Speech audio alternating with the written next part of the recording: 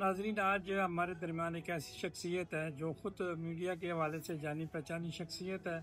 सच बोलने की पूरी पूरी कोशिश करते हैं और सच पर रहते भी, अपनी बात पर भी रहते हैं। तंजीमात से इनका भी तल्लक है, सियासी जमातों से भी इनका तल्लक है और बाकी लोकल मीडिया जो होता है उसके साथ भी इसके अच्छे मरासम हैं। हम इनसे जानने की कोशिश करेंगे कि पिछले दिनों एक मीटिंग हुई, बहुत सारा अभाम है, लोग बड़ी बातें करते हैं, हम भी सुनते रहते हैं और देखते भी रहते हैं और वीडियो क्लिप हमें भी मिलते हैं, बनाते भी रहते हैं। तो हमने कहा क्यों ना जो एक ऐसी शख्सियत से पूछा जाए जो कि वहाँ मीटिंग में मौजूद थे। नहीं, मैं आपको ज़रा आपकी आवाज़ पर खुश आमदीद कहते हैं और छोटी सी तमीज़ भी हमने बांधी है और आपसे जानने की कोशिश भी करेंगे। आपकी मीटिंग हुई है और आप डेमोस्ट्रेशन भी करने जा रहे हैं और कुछ आपके तफज़ात भी हैं, वो क्या है? बहुत शुक्रिया राय साहब। अस्सलाम वालेकुम। सुनने वाले ਨੂੰ ਤੁਹਾਨੂੰ ਮੀਟਿੰਗ ਹੋਈ ਹੈ, ਬਿਲਕੁਲ ਸਾਡੀ ਮੀਟਿੰਗ ਹੋਈ ਹੈ ਔਰ ਮੈਂ ਬਦਕਿਸਮਤੀ ਨਾਲ ਉਸ ਮੀਟਿੰਗ 'ਚ ਬਹੁਤ ਲੇਟ ਪਹੁੰਚਿਆ ਕਿਉਂਕਿ ਮੈਂ ਕੰਮ ਤੇ ਆ ਔਰ ਉਸ ਦੇ ਲਿਹਾਜ਼ ਨਾਲ ਤਕਰੀਬਨ ਮੈਂ ਮੀਟਿੰਗ ਦੇ ਇਖਤਤਾਮ 'ਚ ਹੀ ਪਹੁੰਚਿਆ, ਮੈਂ ਨਾ ਲੇਟ ਪਹੁੰਚਿਆ ਉੱਥੇ। ਮੇਰੇ ਜਾਣ ਨਾਲ ਜਿਹੜੇ ਸਵਾਲਾਤ ਜਵਾਬ ਹੋ ਰਹੇ ਸੀ ਉਹ ਇਹ ਹੋ ਰਹੇ ਸੀ ਕਿ ਮੀਟਿੰਗ ਅਸਾਂ ਉੱਥੇ ਇਹਨਾਂ ਨੇ ਡਿਸਾਈਡ ਕਰ ਲਿਆ ਸੀ ਕਿ ਮੀਟਿੰਗ ਉੱਥੇ ਅਸਾਂ ਕਰਨੀ ਹੈ। ਅਸਲ ਉੱਥੇ ਤੋਂ ਮੁਰਾਦ ਅੰਬੈਸੀ ਦੇ ਸਾਹਮਣੇ, ਡੈਨਮਾਰਕ ਪਾਕਿਸਤਾਨੀ ਅੰਬੈਸੀ ਦੇ ਸਾਹਮਣੇ ਇੱਥੇ ਡੈਨਮਾਰਕ ਵਿੱਚ ਇਹਨਾਂ ਨੇ ਉੱਥੇ ਇਤਜਾਜ ਕਰਨਾ ਔਰ ਮੈਂ ਜਿਹੜਾ ਨਾ ਉਸ ਲਿਹਾਜ਼ ਨਾਲ ਕੋਈ ਜਿਹੜਾ ਨਾ ਉਹਨਾਂ ਨੂੰ ਕੋਈ ਜਵਾਬ ਹਾਂ ਨਾ ਦਾ ਨਹੀਂ ਦਿੱਤਾ ਹੈ। ਬਾਕੀ ਕਿ ਮੈਂ ਉਸ ਮੀਟਿੰਗ 'ਚ ਸ਼ਾਮਲ ਸੀ ਔਰ ਮੈਂ ਚਾਹੁੰਦਾ ਕਿ ਹਰ ਬੰਦੇ ਦੀ ਆਪਣੀ ਆਪਣੀ ਇੱਕ ਸੋਚ ਹੁੰਦੀ ਹੈ। ਡੈਨਮਾਰਕ ਹੈ ਸਾਡਾ ਸਿਸਟਮ ਹੈ ਇਸ ਤਰ੍ਹਾਂ ਹੈ ਜੀ। ਜਿਹੜੇ ਹਾਲਾਤ ਇਸ ਟਾਈਮ ਜਾ ਰਹੇ ਨੇ ਨਫ਼ਰਤ ਦੇ, ਉਹ ਤੁਸੀਂ ਜਿਤਨੇ बढ़ा दो ना उतने ज़्यादा बढ़ जाएंगे। ਮੀਟਿੰਗ ਕੋਈ ਨਫ਼ਰਤ ਦੀਆਂ ਗੱਲਾਂ ਸਰ? देखो जी, जिस टाइम एहतजाज होता है जनरलों के खिलाफ होवे कोई भी चीज़ है, मैं एक गल करना कि पाकिस्तान, मैं इस लिहाज नाल देखना कि पाकिस्तान है कोई भी चीज़ है।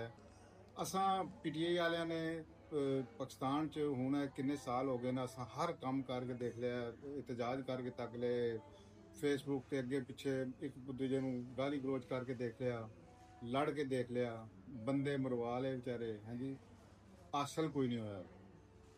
एक वजह हासिल क्यों नहीं होया कि आया कि असां स्टिल ਜਿਹੜਾ ਇਸੇ ਤਰ੍ਹਾਂ ਹੀ ਅੰਬੈਸੀ ਦੇ ਸਾਹਮਣੇ ਇਤਜਾਜ ਕਰੀਏ, ਉਹਨਾਂ ਨੂੰ ਬੁਰਾ ਭਲਾ ਕਹੀਏ।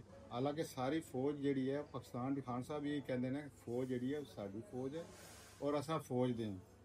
ਮੈਂ ਜੇ ਕੋਈ ਬੰਦਾ ਇੱਕ ਐਸਾ ਇੱਥੇ ਡੈਨਮਾਰਕ ਤੁਸੀਂ ਦੇਖੋ ਜਿਹੜਾ ਖਿਲਾਫ ਹੈ ਫੌਜ ਦੇ, ਜਾਂ ਇਟਲੀ 'ਚ ਕਰ ਲਓ ਜਾਂ ਕਿਸੇ ਹੋਰ ਜਗ੍ਹਾ ਕਰ ਲਓ, ਆਇਆ ਕਿ ਇਹਨਾਂ ਨੇ ਜਾ ਕੇ ਕਿਤੇ ਵੀ ਕੋਈ ਦਰਖਾਸਤ ਦਿੱਤੀ ਹੈ ਕਿਸੇ ਅਦਾਰੇ ਵਿੱਚ।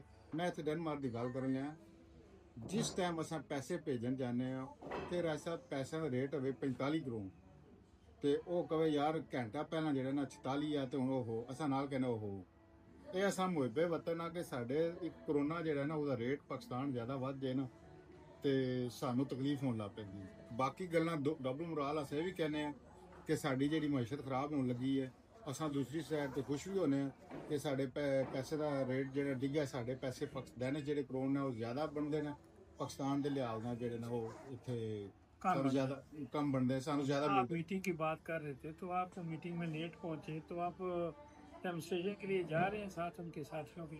जी मैं जा रहा हूँ। तो सुनने में आया कि कहीं आपका नाम भी आ रहा था, 10 बंदे हम लेकर जाएंगे। जी मैंने नहीं जाया, मैं लेकिन ऐसी बात हुई है? जी बिल्कुल ऑन द लाइन है। हाँ जी बिल्कुल है,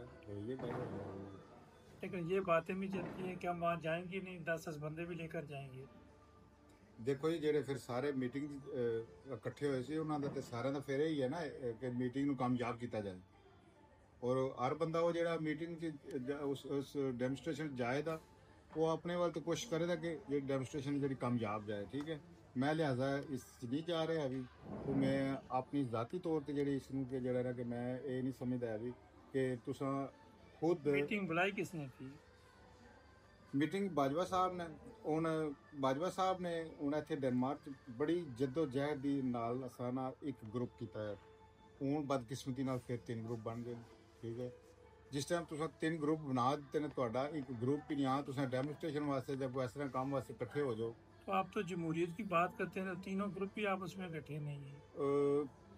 काफ़ी वजूहत ने इन्हां दियां। हर बंदे दी जे देखो जी कोई भी चीज़ है, हर बंदा दिल होंदा कि मैं फ्रंट ते आवां। ਜਿਸ ਟਾਈਮ ਕਾਫੀ ਬੰਦਿਆਂ ਦੀਆਂ ਚੀਜ਼ਾਂ ਜਿਹੜੀਆਂ ਰਿਕੁਆਇਰਮੈਂਟ ਪੂਰੀਆਂ ਨਹੀਂ ਹੁੰਦੀਆਂ ਉਹ ਬੰਦੇ ਦਿਲ ਹੁੰਦਾ ਹੈ ਕਿ ਠੀਕ ਹੈ ਜੀ ਮੈਂ ਸਾਈਡ ਤੇ ਹੋ ਜਾਵਾਂ। ਔਰ ਇਮਰਾਨ ਖਾਨ ਸਾਹਿਬ ਸਿਰਫ ਔਰ ਸਿਰਫ जेल च है ना साड़ियाँ अपनी जाती लड़ाइयाँ की वजह से। क्या वो रिहा हो जाएंगे? जी इंशाल्लाह रिहा करे। आपका अंदाजा कब तक? मेरा अंदाजा तो जनाब अंदाजे तो जो है ना बंदा वैसे जो भी लगा सकता है। नहीं लगाए ना, अंदाजा लगाना चाहिए। दो चीज़ा ने एक्सप्लेन करें। एक्सप्लेन करना मैं चलिए इस पर दोबारा बात करेंगे, ये फैसला का आपने नहीं जाना। शुक्रिया जनाब, बहुत बहुत वो इंतजार कर रहे हैं। अब उन्होंने चलें। बच्चों को भी तो खाना देने Thank you. का इशारा कर चुके हैं। हमारे हाजी साहब की बात सुनी और हमारी बात भी सुनी और नईम साहब की बात भी सुनी, क्योंकि कहा जा रहा था कि नईम साहब जो है हम स्टेशन पे जाएंगे और 10 बंदे साथ लेकर जाएंगे। इन्होंने कहा जी कि ना मैं 10 बंदे लेकर जा रहा हूँ ना मैं डैम स्टेशन पे जा रहा हूँ। पाकिस्तान जिंदाबाद, पाक फौज जिंदाबाद।